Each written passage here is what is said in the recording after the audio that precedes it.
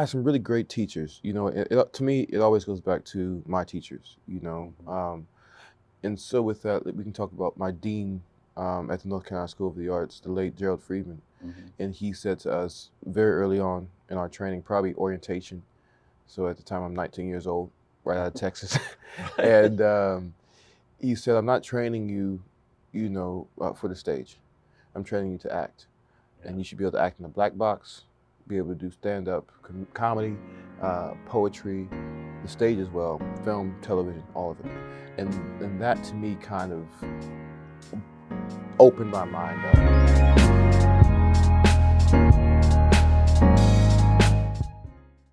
205, I still have ordnance. I can hit the bridge. It's 200 AA, 211. Stand down. Jesse, stand down. That's an order.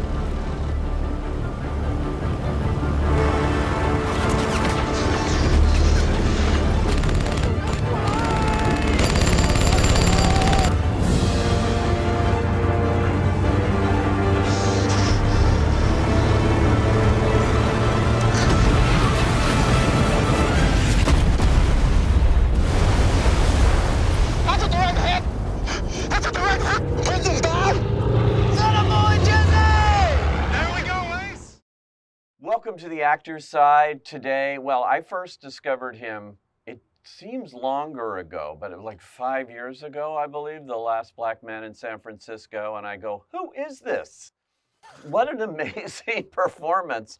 And that, as anybody that follows me here knows, that was in my top 10 that year of my favorite films. I thought it was extraordinary, and the performance too. And since then, he has not failed to impress. His current film, Devotion, and a true story, which he plays Jesse Brown, the first Navy pilot, black Navy pilot, and does another extraordinary job. Please welcome Jonathan Majors to the Actor's Side. Thanks, Pat. Yes, I really did discover you when I just stumbled into that movie. Yeah. And I really blew me away, I have to say. Well, thanks, man. And that was right at the beginning of your film career here, basically. You'd done, Yeah, that was my second film. Yeah. Second film, yeah. What was that like? Because such a great character, and Joe Talbot, such an interesting kind of filmmaker to make that film. Yeah, quite avant-garde, that guy. The movie as well. Ignorance is bliss. I've been fortunate to work with very specific directors and help create very specific roles. And Last Black Man in San Francisco was probably, the closest thing I could get to, the Wild West. There was no, again, we were just a bunch of young kids, making the film. A24 5 years ago. Yeah. Right? Plan B 5 years ago. Right. Now they're, juggernauts, they boom. But then they were just, at the juvenilia of their reign, and I was just still am at the beginning of my little time here, but it was great. It was great. Yeah. I know. I look at your progress since then, and it's a kind of extraordinary. We talked, when you had it led to your Emmy nomination. Actually, yeah. That was virtual. I remember those days of the dark ages. The dark days of the pandemic, where everything was virtual. But I did you and the cast for that during that Emmy season. Congratulations on that too. Thank you, You've made really good choices, is what I'm saying here. Thank you. Basically, Thank you, sir. In your young film career. Yeah. I bet that goes back, though. You're from out of Yale Drama, North Carolina, Thank you. and a Yes, serious theater student, has played kinds of incredible roles there, from in Henry V and yeah, right. Yeah, wow, yeah. All of these kind of classic kind of stage roles too. That is invaluable training, I would imagine. North Carolina School of the Arts, as well as Yale School of Drama, is what they call a classical conservatory, however you want to say it. which means like we do focus on the classics. You know, Yeah. Chekhov. Chekhov technically, since we're talking about school, would be the beginning of contemporary, right?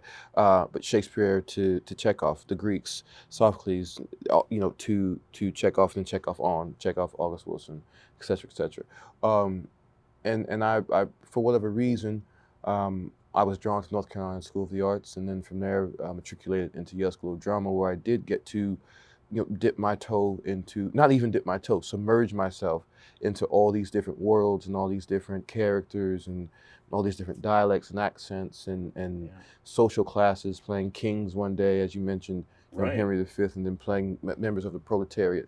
You know what I mean? Which is where I come from as well. So I got to work the language a lot, and so it was interesting to me when I came into this industry to, you know, have the option, you know, or be comfortable enough to step into certain film worlds, because I had already done so, you know, all those years ago. An incredible like lineup of kinds of classic roles that you've played, and then you step into the film world and you use your acting process you develop there on stage, right? Yeah. Now, some people have called it method that you dabble in. How do you describe your kind of process here? Well, there's a great deal of alumni from both of those programs in the industry, and all of them can tell you that the quote unquote method, in regards to the Lee Strasberg method, is not taught at either of those institutions. That's something that everyone has an approach, you know, to it. People, so when I did the Creed picture, my boxing coach and mentor said, you know, people fight the way they live, you know, and I think the same is true for acting. People act the way they live, you know, and I just happen to live in I practice a full submersion into what it is I'm doing, you know. I woke up this morning today, I was like, I'm doing interviews today, I'm having conversations, so I'm in that mindset. That's a small example of how I view, you know, the film, you know, and a character. I'm being a boxer in this picture. I'm going to be a boxer. Everything I do is going to be a boxer, you know. And so yes, I have the education of the schools I went to, but ultimately it's an oleo of that stuff and where I grew up and the teachers I've met, and I'm studying you now, you know, and your particular laugh and all these things. Yeah. All these things. I've heard it before. You know, my laugh, you know. Which I don't use the method to laugh. I just don't know how to get rid of it. Yeah, it's beautiful. It's quite beautiful. That's good. Don't tell me that's going to turn up in a Jonathan Majors performance. It might actually, because that's just, you know. So it's not necessarily the method, but it's a method, and there are things that I have studied Lee Strasberg, of course, and I do find value in it, and I do apply a lot of it to my work, but it's not technically the method. Yeah. And, you know, there's so many. You mentioned Creed, which is the new Creed directed by Michael B. Jordan. And you're co-starring with him. Yes, and sir. you're playing Dame here. This is a new kind of opponent, certainly. Yeah. And you just throw yourselves into. I saw the trailer. Yeah. You look good, by the way. Thank you, sir. As part of your prep and everything else, I think you also do this to your body too, whatever role you're playing. Is that right? Yeah, I mean, it's a part of it. You know, some roles require it, and some roles, actually all roles require it. It's just some roles are a bit heightened. You know, difference in Shakespeare, prose and poetry. You know, are you in verse? Or are you in prose? You know, some characters you play move in prose. You know. Which means you'd see them on the street. You know, some characters, they're heightened. You know, Dame is one that's heightened, and so when you see him, you want to understand that there's a particular individual here, and his body is a part of his expression. Right. Conversely, you can look at Jesse Brown, right, where you go, okay, he's a lot slimmer. You know, I mean, I was dieting in a different way for that role because one, he's a pilot. You know, and they're just built differently. And I'm taller. I was taller, so I didn't want to be broad. I didn't want to be too broad. And I'm also playing an actual guy, so you know the way you do the flight training, the ground school, all of that, it does shift and change the body. And so you see him, you go, he's definitely not a boxer. That guy's a pilot. Right. You know, and then when you look at Dame, you go, well, he's definitely not a pilot. Not with those shoulders. You know, that's a boxer. You know. Yeah. Well, you have another role. You played a bodybuilder that's coming Yeah. up. Magazine Dreams. Magazine Dreams. I'm very proud and excited of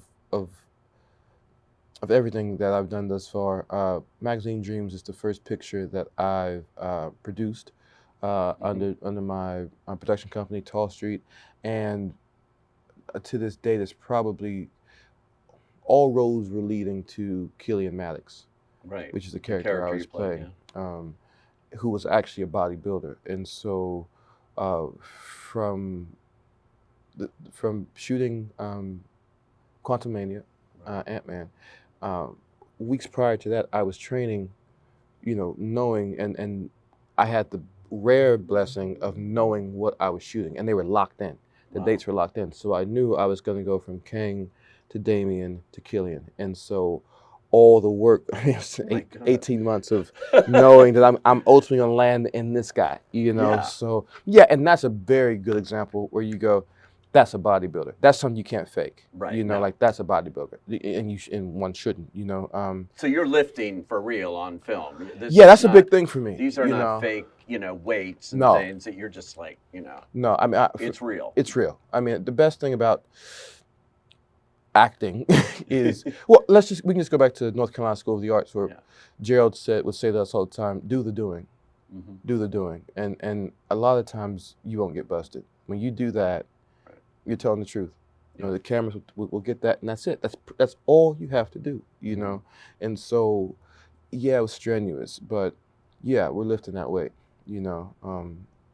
And so the sweat is real, you know, and you can't get a vein to pop out of your neck lifting styrofoam. It just doesn't happen that way. No, I saw those photos in your current profile in Men's Health. And those veins pop out like I've never seen. I mean, really extraordinary kind of training in what you do, you know, for these roles. Thank you, sir. Sometimes does it feel too much? You get on these movies and you just go, oh, I just can't do it. I got to go find a romantic comedy where I can just, you know. Well, I look forward to doing a romantic comedy at some point. But no, there's never a moment of course there's fatigue. Of course, it's like, oh man, I'm smacked. But there's a certain amount of energy and in the process, and there's always a finish line, you know. And you just drop your head, and if you're not willing to, I look for level of difficulty in it. You know, you want to be proud of everything you're doing. You want it to mean something, and if it's easy, you know, it doesn't mean like sometimes you have to do it with ease. Sure. Yeah, but if it's easy, you know. I believe it can start a bad pattern, you know, and I hope to do what I'm doing for a while, you know, and I don't want to contaminate anything. Well, like when you did last year, The Harder They Fall. Yeah. It's a Western. Yeah. And you're on horses. Yeah, it was great. And had you ever done horses, any of that before? Well, my very first film was a film called Hostiles. Oh, sure, Scott Cooper. Yeah, that's right, Christian Bale, Rosamund Pike. We could go down the list, but yeah. So that was the first time I did horse riding on film. Right. I'm from Texas. I'm familiar with horses. That doesn't necessarily mean you know horses because you're from Texas, you know. But I was familiar with horses, etc. And it was cool because in Hostiles and The Harder They Fall both shot in Santa Fe, New Mexico, one of my favorite places in the world. Yeah. And have you been? I have been to New Mexico. Yeah. Yeah. I know that a lot of film productions go on. Yeah, it's like Breaking Bad. All of those were headquartered there. Yep. Yeah. And so because of that, because of the industry that's happening there, we had the same wranglers, and so Harder They Fall, I was literally looking at the horse that Jesse Plemons was riding, the horse I rode in Harder They Fall. Oh, wow. He was riding in Hostiles. So, long way to say, yeah, I've ridden horses before. You've done it all in a short period of time here. It's kind of incredible. Yeah. You mentioned Kang the Conqueror, that is his name, who's going to be in the villain, the next big Marvel villain. I know they're building the next series of Avengers. Yeah. around that too, which is Kang Dynasty. exciting. Yeah. But also did a variation of it on Loki. Mm. Are you excited about once you jump into the MCU, Yeah. it's a whole different kind of world that you're dealing with here. It very much is. I mean, it's like it's a repertory company essentially. You Yeah. know, like here are the plays. You know, and it's cool. It's a repertory company that's organic and is being written and created, and we're casting people, and people are graduating, and there's an incoming class. I happen to be a part of the incoming class. You know, we all kind of play together, and then, you know, I happen to be taking on the role of Kang, which is just, I mean, every time I talk about it, I'm just like, you know. So much, in fact, I forgot the question you're asking me. Yeah, It it's was like, just taking on the role of yeah, Kang, going into Marvel. it's wicked, man. You know, it's the MCU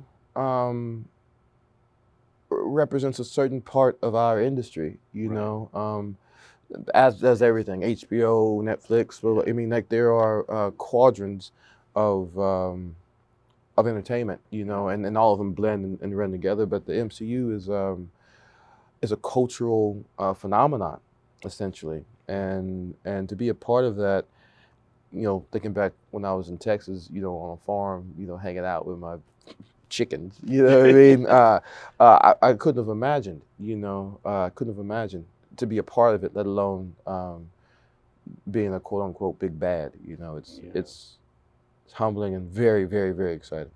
I heard you actually sort of took on acting. You found your safe place. I thought was an interesting phrase. You found a safe place there, a comfort zone, whatever Yeah, you want to call it. yeah. That you didn't start out to be an actor, but you found it, or it found you. It Yeah. was meant to be. Yeah, I think so. I mean, it was. I think it's. Thank God, because what acting did, you know, and it won't even be romantic about it. What it did is it kind of gave me a place to put all my physical energy, mental energy. You know, it's like you take anything, and when somebody finds their purpose, you ever read Man's Search for Meaning?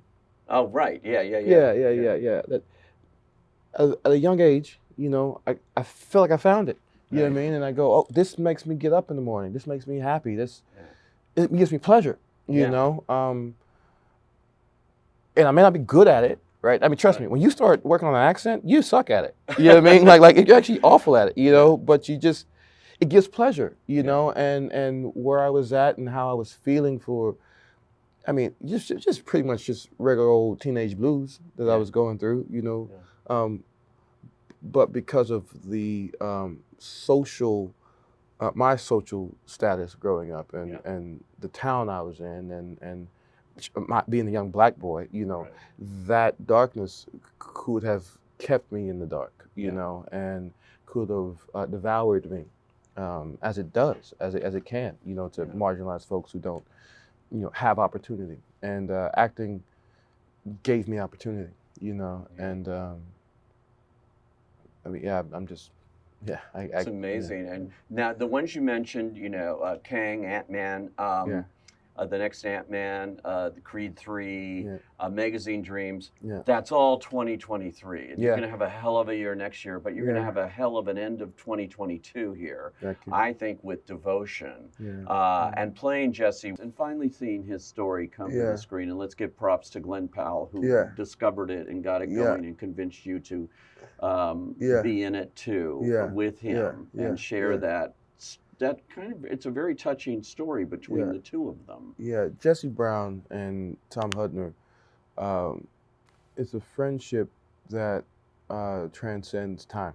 And how can we say that? Well, 70 years later, their friendship has brought two strangers into a room to talk about it. Right. You know, we're not here to talk about anything else.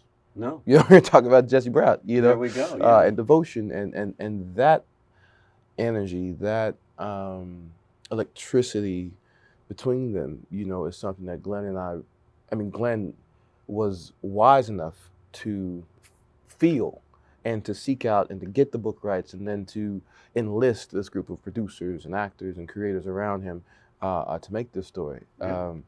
This story is extremely unique insofar that it's not a story of friendship, it's a story of soulmates. You know, it's not a love story. It's a story of devotion. You know, which is The title love. of the book Yeah, that it was based it's on. devotion. You I know, it's love. Love to the nth degree is devotion. You know, and to bring that to cinemas and to tell this story of these, you know, this odd couple, you know, coming together and sharpening steel, and their legacy is now flying, you know, onto the screen is quite humbling. You Yeah. know, yeah. It's an amazing. I don't want to give too much away on the Yeah. movie, but it's also heartbreaking in Of course, many ways. Of course it is. Yeah. And it shows us his personal life, his life there, Yeah. as this lone black pilot who was Yeah. better than anybody, but Yeah. never got that opportunity until he Yeah. got that opportunity to show Yeah. that. Yeah. Yeah. Yeah. Yeah. The thing about it is, like, we're not telling the story of, oh, watch me achieve things. When we meet Jesse, Right. when we meet Ensign Jesse Leroy Brown, Right. little black boy from Mississippi, who finds his way into the U.S. Navy and becomes the best naval aviator Right. in the squadron. I mean, when we meet him in the film, that's already established.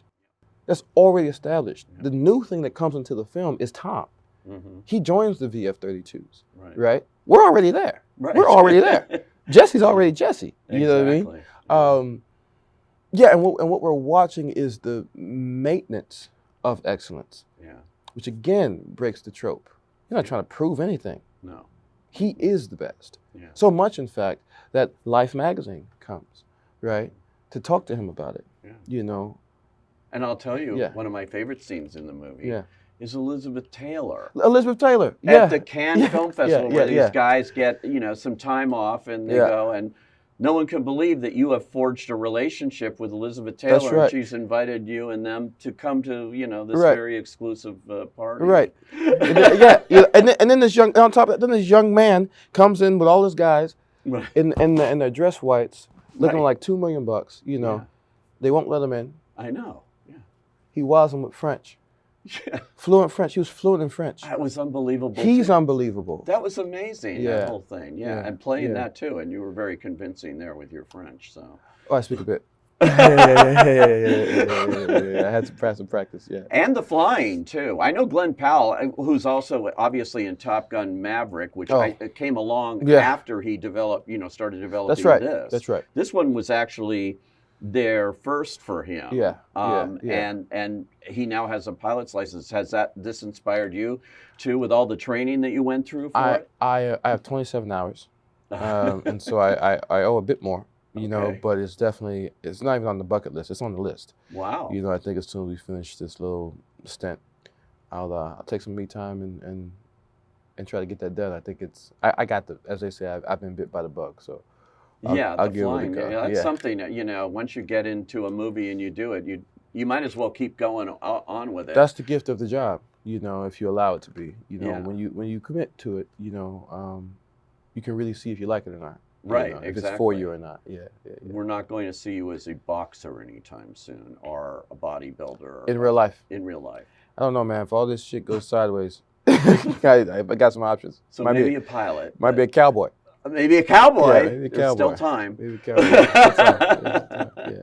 So great. So much to talk about. And I really mean it too. I mean, from the moment I saw you in that movie, A Last Black Man in San Francisco, I knew, I'm good at spotting talent. That's one good thing I'm good at. I know that about you. I can tell. And you're the real deal. Thank you for joining us on The Actors Side My absolute today. pleasure, man. Appreciate it. Absolutely. Yeah, Thanks.